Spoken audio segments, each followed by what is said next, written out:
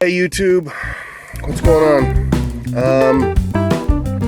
I'm sitting at a Flying J in South Beloit, Wisconsin.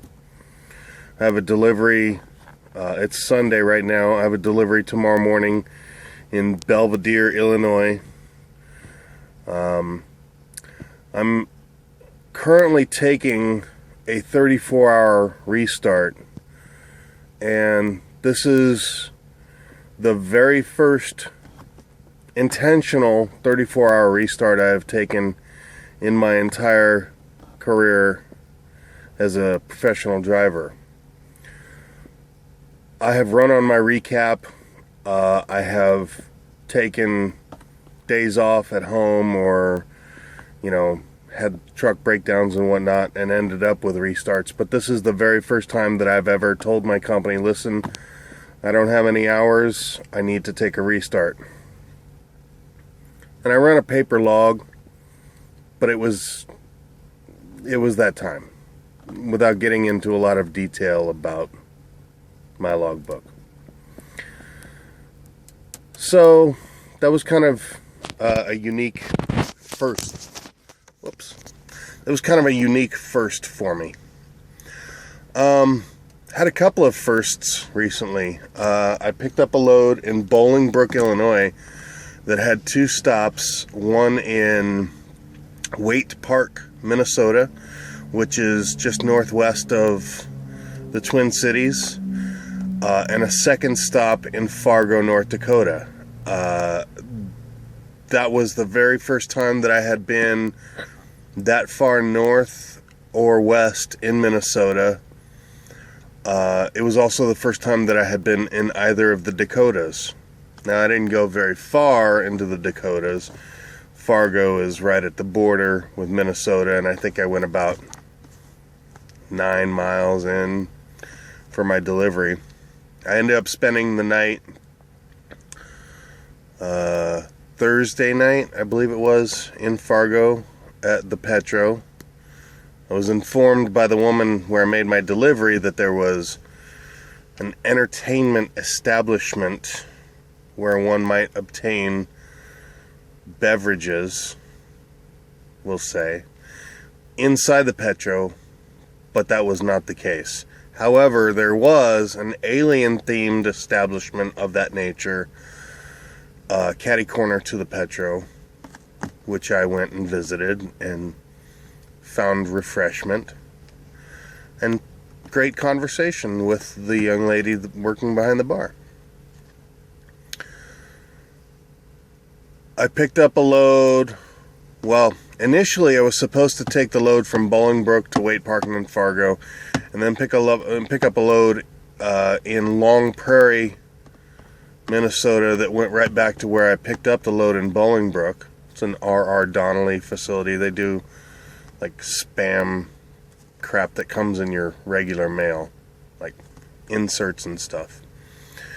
But there was some problem with that load, so I ended up going to Clearbrook, Minnesota, and picking up a very heavy load of rice that I'm taking to a General Mills facility in Belvidere, Illinois. Drove through some beautiful country. Oh, also, when I went to Fargo, because my route back to Long Prairie would have just been on the interstate, I would have been seeing the same kind of thing, but because I ended up going to Clearbrook instead, I saw a lot of beautiful country going across Minnesota. Clearbrook is kind of in the northern part of the state, and I ended up going through Duluth, which, again, first time in Duluth, first time being that far north in Minnesota, first time ever seeing Lake Superior in person.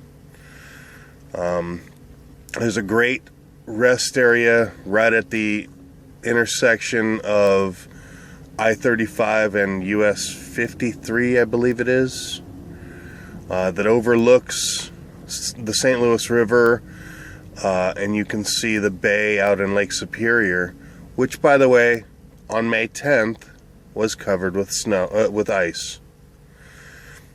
the gentleman in the little visitor center in the rest area told me that it had just blown in. There's a ski resort adjacent to the rest area as well that still had snow on the slopes. I've been informed by a friend who is from Duluth that they've got some ridiculously short runs, but I'm just still shaking my head that it's May 10th and there's still ice on the bay and snow on the mountains.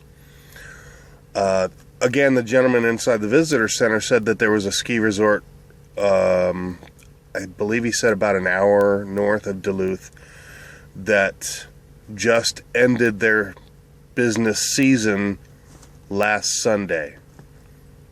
Wow. Anyway, really beautiful view overlooking the St. Louis River. Got some good conversation with the guy in the visitor center. He was telling me about a island out in the St. Louis River that was part of Wisconsin's Department of Natural Resources, and they're trying to reforest an area that was cleared to make a farm burnt down. Anyway, came down through some really beautiful country in Wisconsin, coming down toward the interstate. Just beautiful 2-lane roads. It was kind of drizzly most of the way. A little bit of hard rain. I did pass another lake. Actually, prior to getting to Duluth, I passed a small lake in Minnesota that was also covered with ice. Here in Beloit, it's been rainy, and there was actually a Google Maps weather alert that there's a severe thunderstorm warning for northern Illinois or northwestern Illinois. But it rained a little bit, but that's about it today. I got a new device, a new toy for my truck.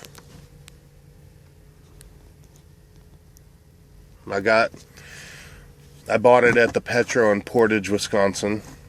Which, by the way, if you haven't been to the Petro in Portage, the interior is really neat. It's very rustic, very, cabiny, woodsy,